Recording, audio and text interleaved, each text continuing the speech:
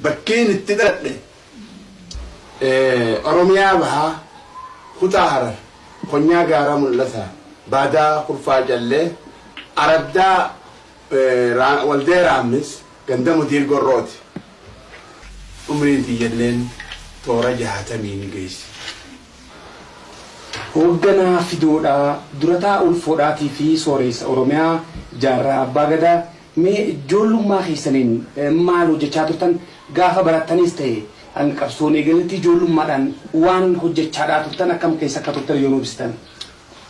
Ani barnoota baadiyyaatti barnoota islaamaa eegaan fidee magaalaa dhaqeetiin barnoota si'anaa kan madrasaa mana barnoota Itoophiyaa seene Habashaa kana seene achirraan gaa wanniin dur gaafaan xiqqaadhaa biyyaan itti dhalsanitti arge hunda hogguun biyya san dhufees natti mul'achaatti dhufte jechuudha. Akkamitti duuba saniin keessa dabre hundi qilee natti taateen keessaa cofte akkaan gartee duuba gaa if wareegu qaabsoo godhutti naqaafu.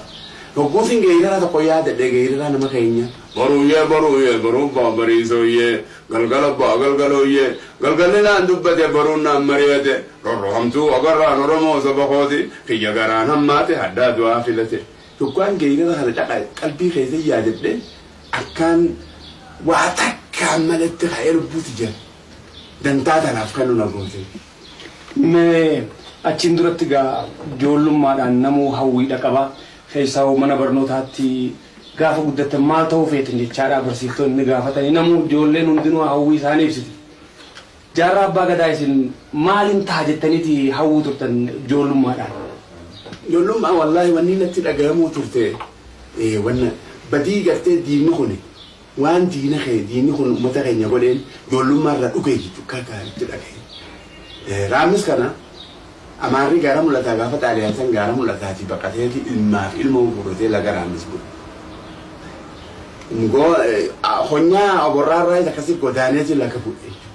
Bakki itti dhaabbatu ganda keenya dhaabbata jechuudha. Bakki inni bobbaan isaa tamiilaa salphaan deemtu tuni ganda keenyatti dhaabbate.